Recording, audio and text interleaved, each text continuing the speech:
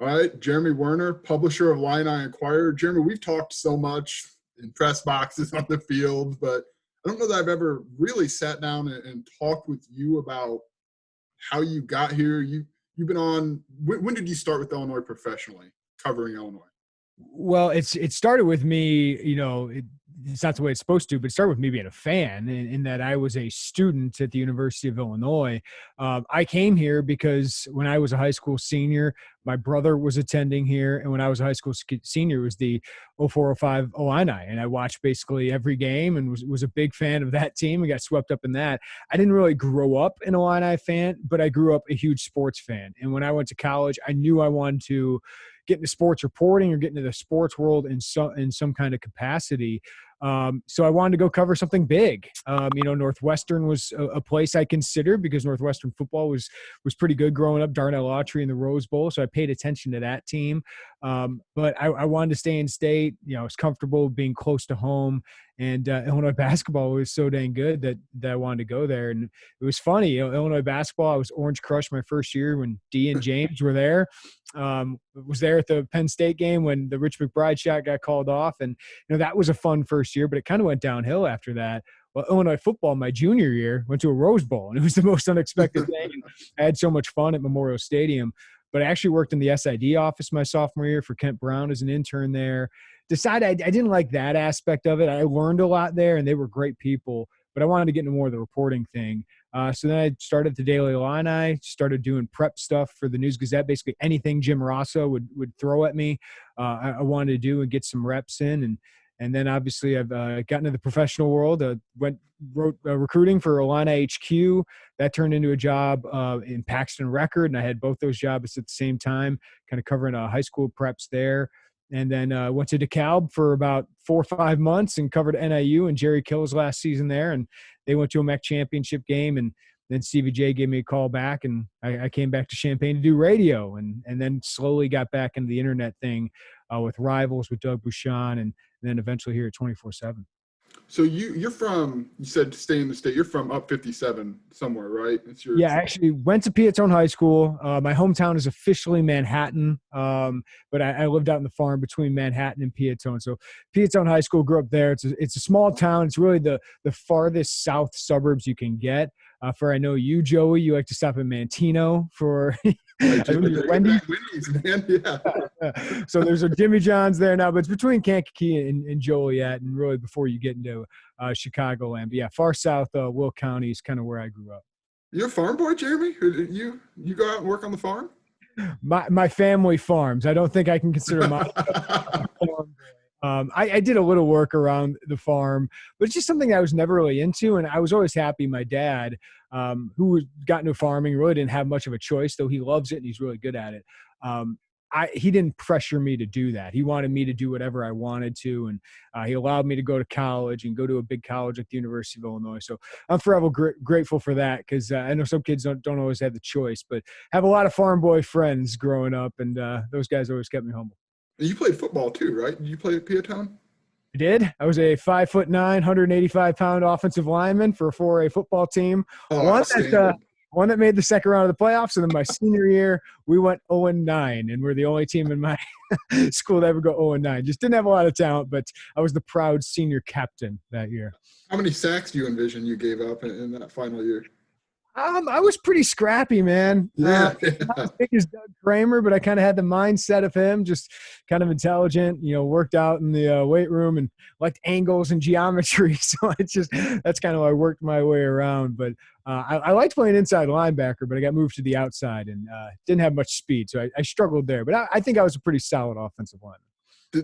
When you were playing, did you kind of know you wanted to get into something with sports? How did you kind of find your way to wanting to do this? Sports is something I got into because of my brother. My brother was, always tall, one of the best athletes in his class. He's 6'5". By a senior year, he was 225. He was an all-state football player. So he gravitated towards sports and playing sports. But I always think I just had a bigger love for it. Like I was just kind of infatuated with it. Like I collected baseball cards, and I read the, Lindy's guides every year, and had notebooks of predictions about the season and the draft. And I was the biggest draft nerd growing up. So I just became really nerdy about it. And I just love the process of sports, putting teams together, and just the stories behind some of these guys. Like Steve Kerr was one of my favorite athletes growing up, and The Last Dance is kind of giving me, vibes about that. But I was Steve Kerr for Halloween one year. That's how big of a nerd I was. But I just loved it, and I love the feeling of team. Football, I might not have been the best, but I learned a lot about hard work that way. Learned that if I put in hard work, I can get really good at something. So that's kind of translated to what I do now. And my brother was, a starter 3 years basketball team. He was an all-state guy for football. But I just loved it so much. I couldn't imagine not having a job around it or not just being around it. So I just wanted to find a way. And I always told my dad, who, my brother got into accounting, and, I could have gone to law school or medical school or whatever it was. And I said that, I could go to work in a Porsche every day and be unhappy. I'd rather just go in a beaten up pickup truck and, to love what I do every day. And while I found a lifestyle that's fine with me and my family, and I just love what I do. I don't feel like I'm working every day. And that was kind of the goal here. Yeah, when you said scrappy and worked hard, I was like, yeah, that's kind of how I know you now. I mean, not scrappy as much. I mean, I don't really see you scrapping it up with anybody, but dude, I mean, you go 24/7. It seems like as an unintentional. That's good fun. But you do. I mean, do you kind of credit? That's a work ethic that not everybody. I mean, we all work hard in what we do, but I mean, between you got a family you balance, what do you credit that ability to just plug away like that? One example, like sports taught me that, as I said, like if you put your work ethic into it, because I was always smaller, I was not that athletic, but I got obsessed kind of with the weight room in high school. And I saw that, hey, if I put this work in and other people don't, that can be an advantage for me, that I can make it and I can be good. So maybe I don't have the most talent in something, but I can still be really good at it if I work harder or I work as hard as I can. And I don't think I'm the best writer. Like I think there are better writers, but I do think I work hard to find the angle of a story or to provide, Illini fans with some kind of insight into it, or just to give them as much as I possibly can. So that's kind of how I've translated that. But I think my dad also deserves a lot of credit, because I didn't get to see my dad, fantastic father growing up, but I didn't get to see a lot of him because he worked so hard. And I think when I was younger, I might have held that against him a little bit. But it also provided me that, my dad in 1988, when we had a drought, didn't have anything. We didn't have much, but he turned himself into a very successful farmer in South suburban Chicago, in this area. So he worked hard at it, and he put a lot of hours into it. And even if I didn't appreciate that as a kid, I think that left a big impression on me that, hey, if you work hard at this thing, you can get what you want, even if people doubt that you can, make a living that way or be successful at it. How much, that's interesting, because I'm wondering how much you think about that in your own experience now as a father, right? Like, with the way you work, is that something your kids are young enough that I doubt they're, thinking in that way, but you do have that kind of drive and work ethic. That's the biggest thing I try to impress on anybody, whether it's people who work with me or for me, or my kids, hopefully eventually, or whenever young journalist Joey asks me for advice, I just say, work your butt off, because if you want to be successful in anything, this country will reward you. This industry is hard, but it will reward you if you work really hard at it and you do things the right way. So I think in any kind of industry you're in, work ethic, integrity, those things really, really matter. And I hope I do those things, or at least I can exude those things to whoever. But that would be my advice to my kids or to anybody trying to make it in this industry, that you got to work really hard to be successful at it. You can't just want it. You got to want it and work for it. So you end up in radio before you get to your internet. Is that like that? I don't know that there's a lot of overlap between radio and print or written journalism. Joey, I think all of us have this plan of, I got out of college. I just wanted a job. It was at the market downturn. I can empathize a little bit with kids right now that are coming out of college, just because, I came out in 2009 is when I graduated, at the bottom of the market. And I was lucky enough just to find a job. And no one's dream job is to work at the Paxton Record as a weekly sports editor. Yeah. But I learned so much, and I was so fortunate to have a job there. And, I look back at that time very fondly because I met so many great people, got to learn how to tell stories. Joey, I know you really appreciate that. And I also got to work for the News Gazette and doing some recruiting coverage for Illinois, and just whatever they would throw at me, I wanted to do. And then my next step was to be on the D1 beat, and that was Northern Illinois. And I planned to be there for a couple of years. And then I planned to move on to, hopefully it was the Daily Herald, or to cover colleges, or the Chicago Tribune, or maybe something opened up at the News Gazette, because I knew Paul Klee was destined for greatness, that maybe that could be my spot. But Stevie J gave me a call, and I thought eventually maybe I could do radio. I like talking sports. It sounds fun to do. But he gave me an opportunity, and for me and my wife at the time, we loved Champaign. I wanted to get back into covering Illinois in whatever way possible. But I kind of used that story. I took the job, kind of going off my career path and kind of going, okay, I'm going to do something completely different, even though my real passion is writing and reporting. I thought this could be a different angle, and maybe eventually I want to get into reporting and all that I can. And, Lante convinced me with a phone call. He wasn't supposed to call me, Stevie told him, and he called me up for an hour and a half, and I talked for maybe 10 minutes of it. But, I just knew at that point, like, yeah, I can do this. And it was a challenge for me.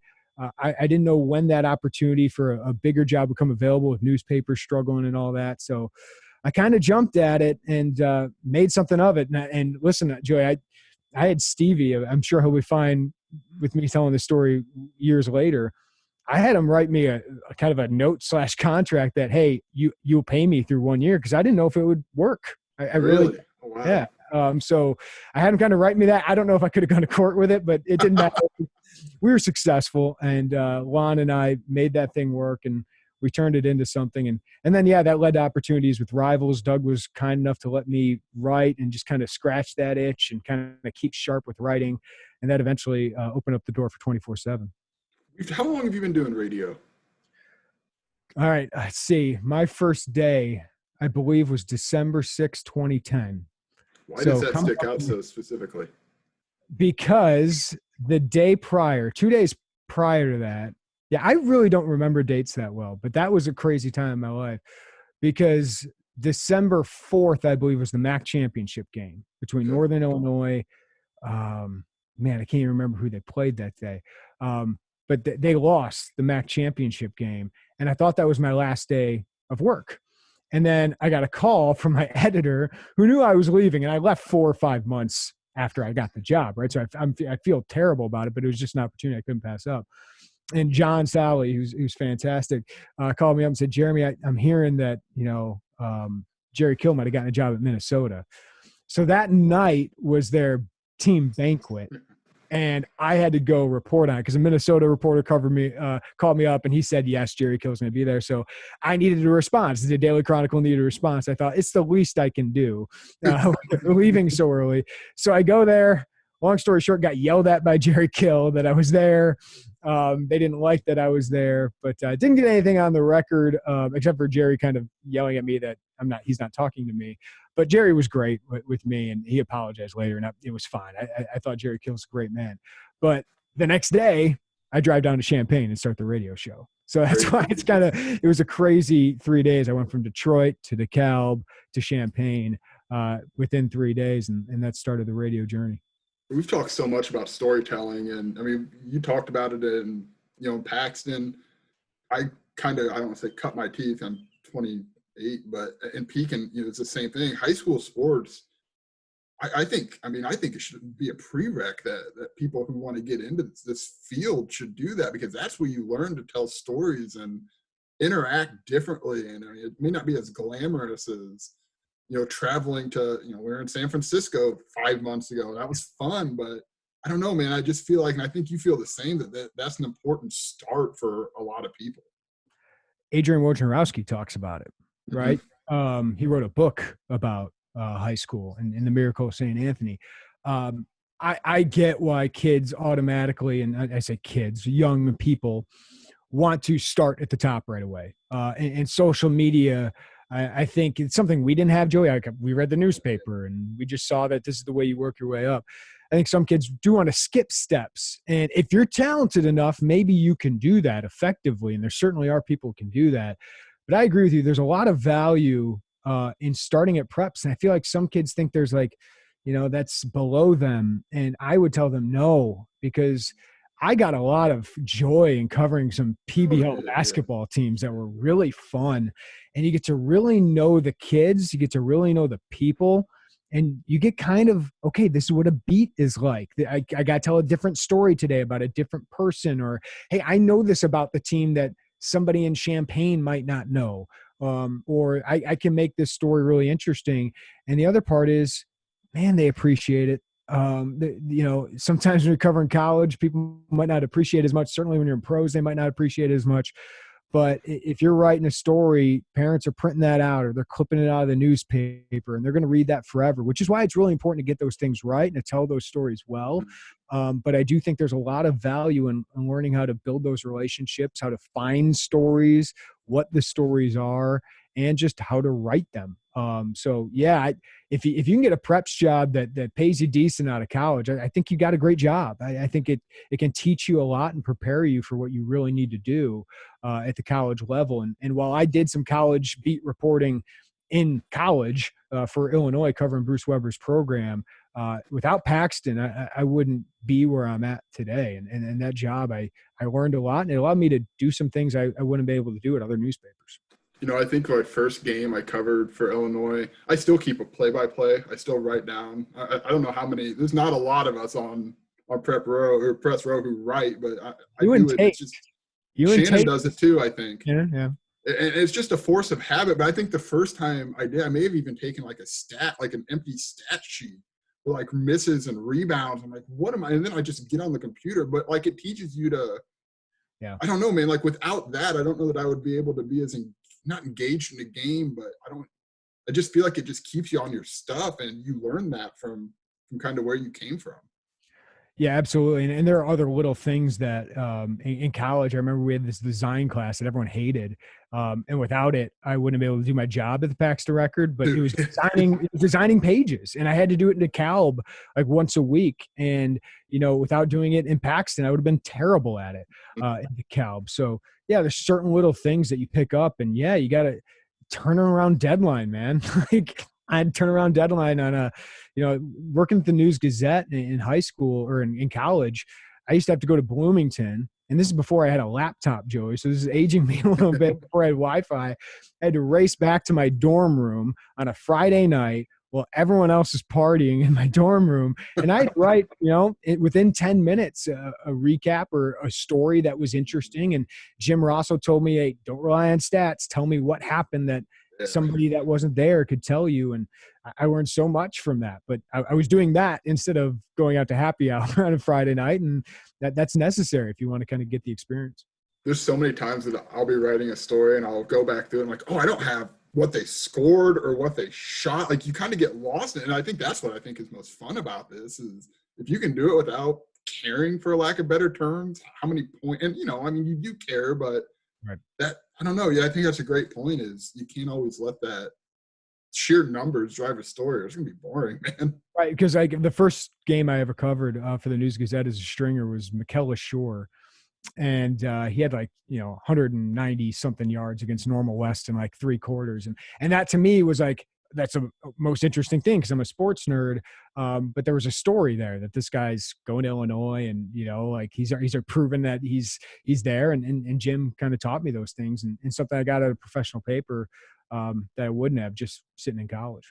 So you're one of a handful. No one's going to pass Lauren Tate as a guy who's been around a long, but you've been around for a while on the beat. How is, I joke about it, but we're in press conferences. This kind of, I don't even want to call it an order of operations, but we generally know how that microphone is going to be passed around. And you're a guy who gets in there. How is your role, I guess, or kind of your comfort level evolved from, that first day to now? It's, you have a way of phrasing tough questions in a way that generates respect. I mean, that's a long process, but yes, I am starting to feel older on the beat, Joey. We were talking about it before we got on here. I think, when we talk about strict beat writers, columnists, whatever, it's Bob Osmussen, who's been around. I've learned a lot from Bob, and Lauren Tate, who I don't even know if he knew my name when I was working at the News Gazette. He touched my shoulder once for the first time. I'm like, holy crap, you know I exist. All of a sudden you're like, oh, I can write. I got institutional knowledge that just comes into you. No, those guys have been great mentors to me, but yeah, a lot of people have left the beat, and all of a sudden I've been here for, if you date back to college, 12 years, but really probably, the last 9 full years of Illinois athletics, I've kind of been around. And, at first I was just kind of the guy making my way and trying to get some respect and do my job well. But, when you get on the beat, and I know you that know this, show, you kind of like let other people step aside. It's, their time. They've kind of earned that role. And all of a sudden you start to find yourself asking questions first, or they go to you first, or whatever it is. But I think it's just a comfort. It's a confidence. And, when it comes to asking questions, I just think the most important thing of asking questions is to be curious and inquisitive, and but not to assume the answer or lead them to the answer you're looking for. Sometimes people ask really long-winded questions to show like how much they know, or to kind of lead somebody in a direction. And I try to keep my questions as quick as possible and as succinct as possible, just so that they can go with where they want, because I'm learning from them. That's my job, is to learn from them. And sometimes those can be questions they don't want to answer, but I don't think I should assume I know what the answer is and lead them to that answer. So, and the other part of interviewing this, and Joe, it can be different, with a press conference compared to one-on-one. That's what I was going to say. Yeah. I think the way that we phrase questions when we're talking to Lovey or Brad and we're sitting in a press conference is different than if we're at a table with Io or at a table with Reggie Corbin, and it's more of a conversation. And I think that's stuff that I think I had to learn, and probably you had to learn, is what that difference was and how that environment is different, but it is. And guys that are comfortable with it, like I was comfortable with the press conference, right? Like some players aren't. Some players are great one-on-one, but they might not be up there.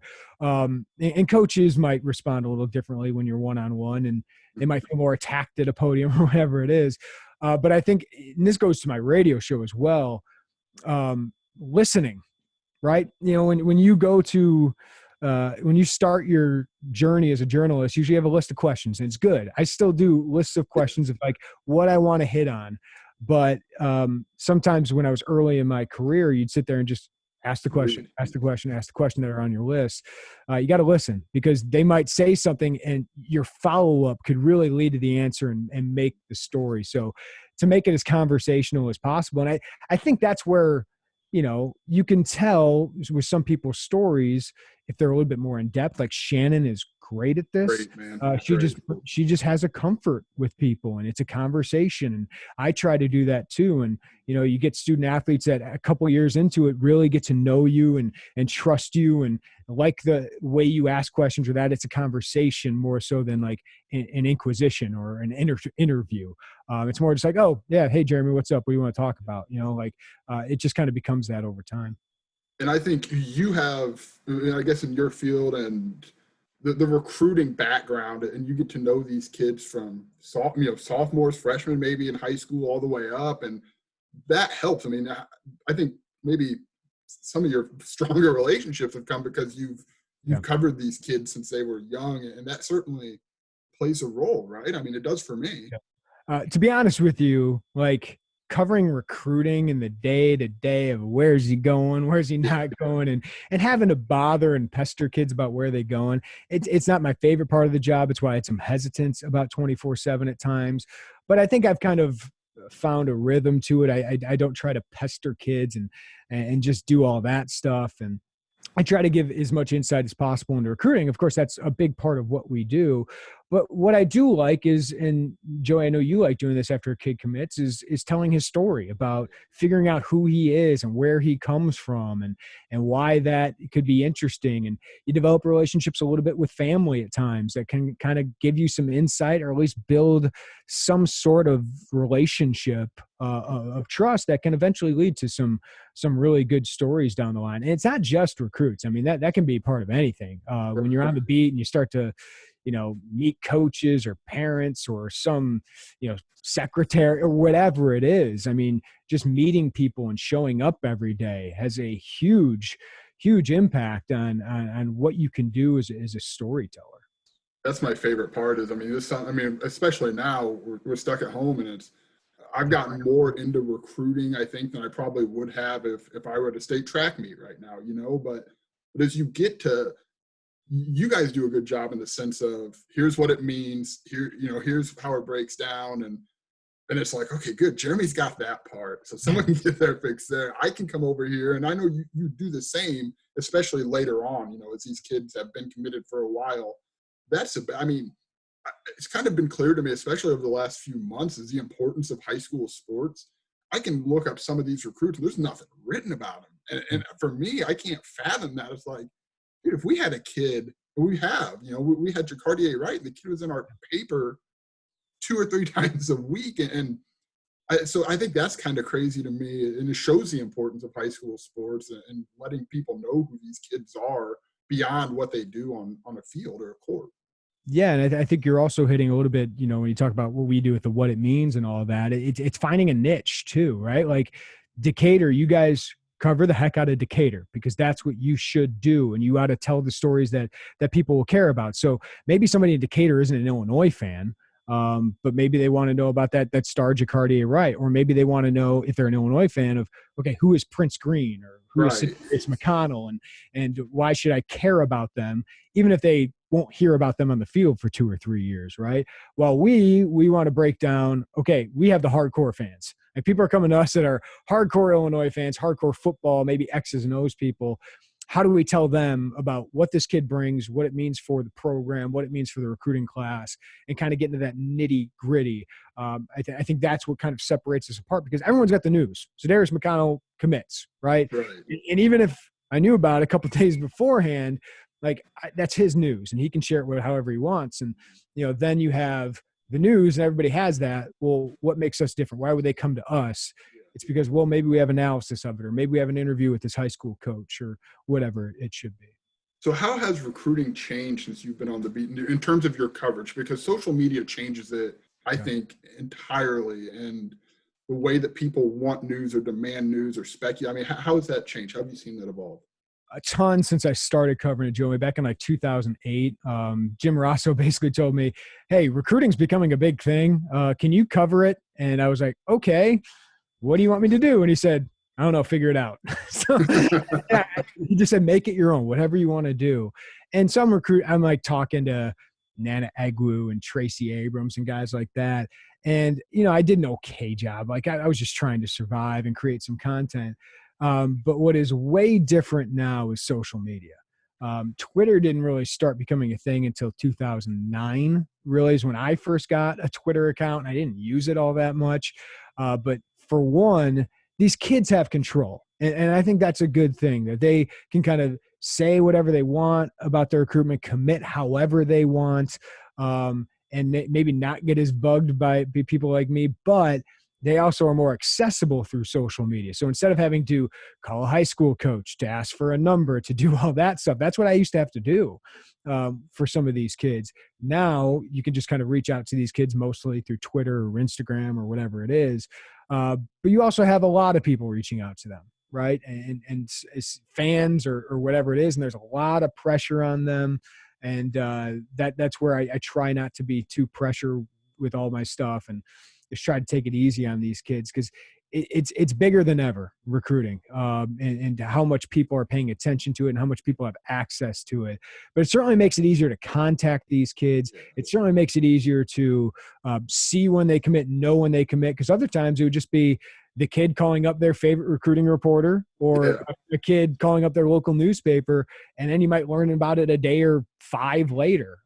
Now it's the kid commits and everybody knows about it, which there's some good things about that. And there's certainly some bad things about that. Well, and everybody gets a hat ceremony, right? In some capacity, virtually the videos are a hat ceremony. And, I know you're plugged in and, maybe about some of these things, or you have a good instinct or a good feeling about some of these things 2 or 3 days. And I think some people's natural instinct is to run out and say, why didn't you tell us? Well, it's not our spot, right? I mean, these kids, you get probably one of these moments. And I think it's important to, look, I mean, we're not going to change the earth if we say this kid's committing on Monday and he's going to announce Wednesday. That doesn't change anything. I don't think so. I think there's a really delicate balance there. Yeah. It's not about me, right?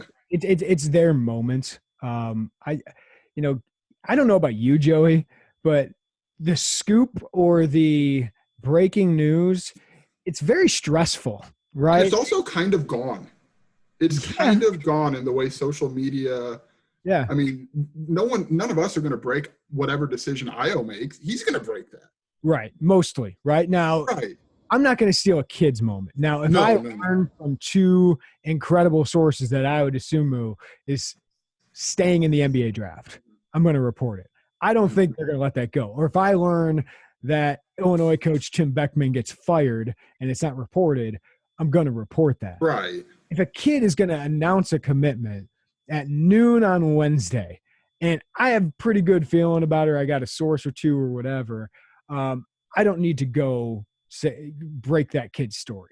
No, just write it and have it online the second after. You just have some analysis ready. You just have the news ready. And sometimes you can have an interview ready. I know Doug and Rivals have done that at times as well. And it's just kind of an agreement, man. Like it's not about us. It's about the kid and having his moment the way he wants it. Now, with some other kind of news, if it's really important in the sports relative sense, yes, we're going to go break that. And we're going to have, or you got to allow some Illinois a chance to respond to it before you break it, or you got to have impeachable sources with that. But absolutely, that's the kid's moment. And I don't need that moment for myself. Like I don't need the likes. I don't need the retweets for that. I think I don't remember who I was talking to, but I don't, there's not a lot of breaking. I mean, just the way that people control their message, right? I mean, there's not really that much. I mean, there is, and news breaks all the time. Unless you're Woj or Masson, and then there's some really good college reporters. But usually it's going to be national outlets, or it's, one of us could, but more often than not now, Illinois is going to have that message ready, especially when you have an AD like Josh Whitman. He's going to have a very tight circle, and he's going to have, this is our news, this is my statement, whatever it is. Yeah, and it's changed so much, and I don't know. I mean, Brad Underwood, no one had that. I don't think. I'm trying to think. I feel like I've talked to Tupper a lot about this, and he knows how it happened, but I don't know that when Josh gets on that plane, I don't know that Tupper's like, oh, Josh is on a plane. I heard a rumbling of his name about an hour before, and before I even had a chance to look into it, Illinois had announced it. Like it was pretty amazing. It's control the mess. I mean, it's just, I've seen social media with athletes, man, and Io is probably the best I've seen. I've not been, this is my second year on the beat, but he's so good at social media and controlling his message. His family's very smart. Have you seen athletes change in the way that they use and interact with social media?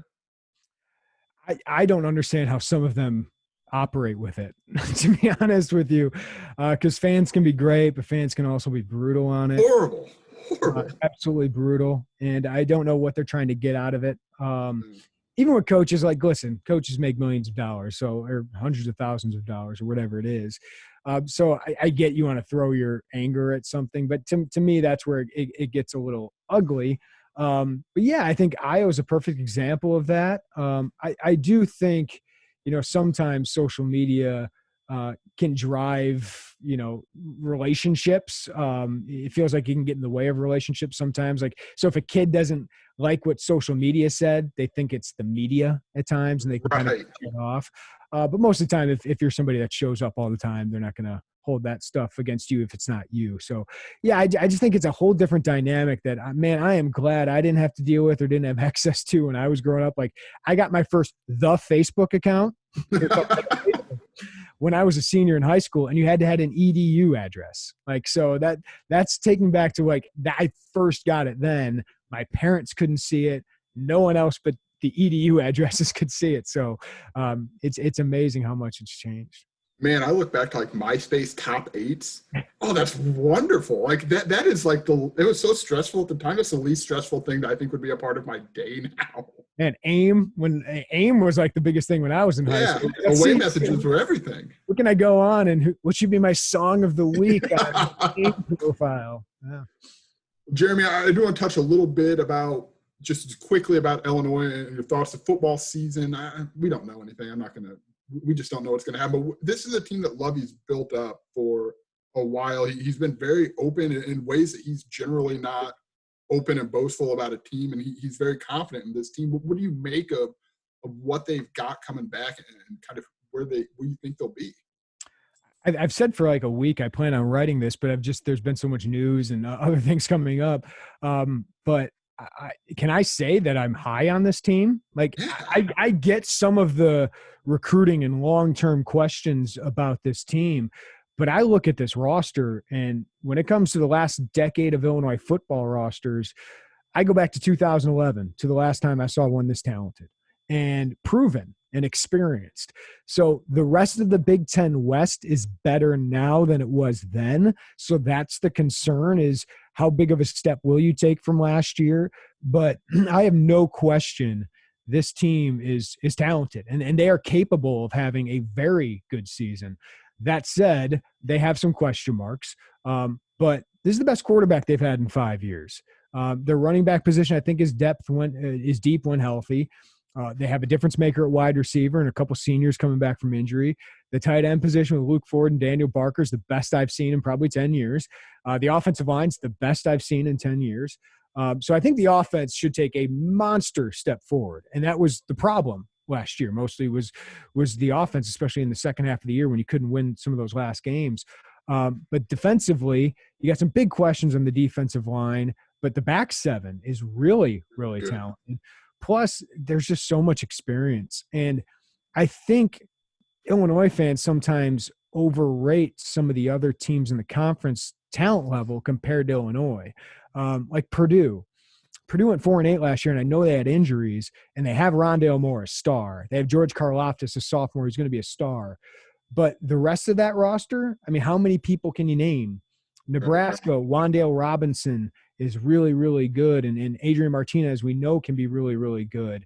But they weren't very good last year. Illinois should have beat them last year. So I don't know why Illinois would take a huge step back while those teams take a huge step forward, when I think Illinois has only gotten stronger and more talented. So, and Northwestern Illinois, that was an embarrassment. I think Illinois this year, a little more healthy, can beat them. Plus the conference slate, especially early, and with Indiana as a crossover, I think Illinois should be what Lovie Smith said. I think you should expect 7 or 8 wins. I don't know if it'll happen. I don't know if I'd bet on it, but I think this roster is certainly talented enough to do it, and it's time for Lovie Smith's program to do that. I want to quickly ask you, I saw 24/7 wrote about redshirt freshmen to know. I know you've written about Marquez Beeson, but I don't want to know that people should forget about this guy because he didn't play as a freshman. I mean, obviously the injury, but this kid, I mean, I think there's a lot here. Like, this kid could turn into the face of what, maybe not this year, but